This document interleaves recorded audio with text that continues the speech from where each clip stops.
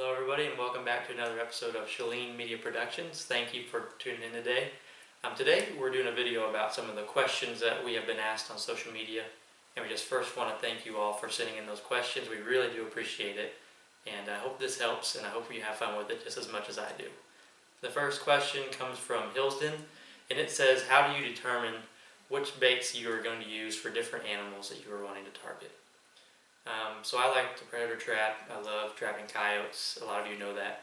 So this bait here is from the Predator Control Group, and it is a meat-based bait. It will bring in any animal, any predator animal that you want. They love the meat, and the coons, on the other hand, they love the sweet baits. They are the ones that are going to eat like your marshmallows, and they like fish as well. But here is that bait that I like to use, and it does a really good job for me. Okay. Next up, look, is a question from Tim, and it's, what brand of trap do you use?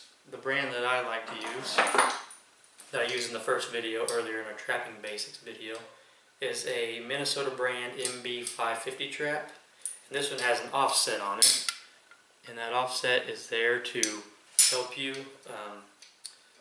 keep those animals in the trap, and it really actually is very easy on their legs and their paws whenever they get caught. They're very durable, very dependable, and I've been caught in one of these traps before. I was actually talking to my brother Tim on the phone last year and got caught in the trap, and luckily it didn't hurt very bad though because of that offset. So the offset makes a big difference and really helps to not hurt the animals, just to hold them there tightly. So I really like these traps just for that reason as well. Alright. And our third question is from Deanna. Thank you for sending that in. And it is, what safety gear do you like to use? For hunting, we like to use a safety harness.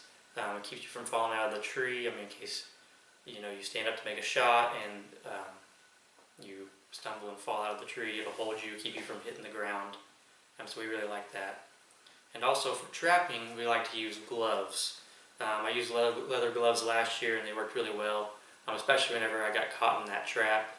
It kept it from hurting. It did not hurt hardly at all. No bruises or nothing like you would think. So gloves are a big safety factor for us as well.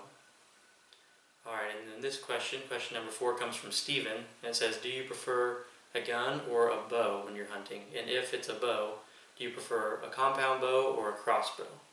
So Steven, I really like the bow hunting more than anything, because I used to like rifle hunting, but it's too easy. So using a bow is awesome, and I really enjoy just the challenge that it gives you.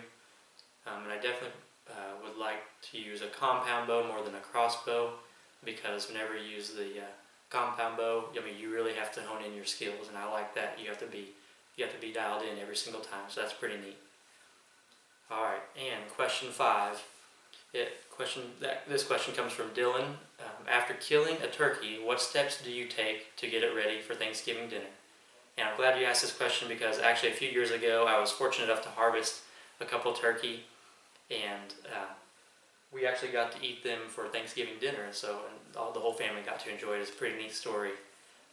So first, you need to skin the breast back. So you basically split the turkey open with your hands, and then you go right on either side of that breastbone, and you can take that breast out and come in a long strip like that. So, and then once you get that breast out, it's really not that bad. You don't have to pluck the feathers or nothing. You take that skin off the top there. And then once you've done that, you are ready to cut your turkey up and then cook it however which way you want. Really an awesome process. It's really not as hard as people may think, and it makes for a great Thanksgiving dinner. And that's all the questions that I've got, and I want to thank you guys so much for tuning in today. And don't forget to tune in to Facebook, Instagram, all of our social media accounts, and don't forget to hit that subscribe button, like button, and any more questions or comments, we will welcome them with open arms. We can always do another video like this. So we just thank you guys so much, and hope you guys have a great day.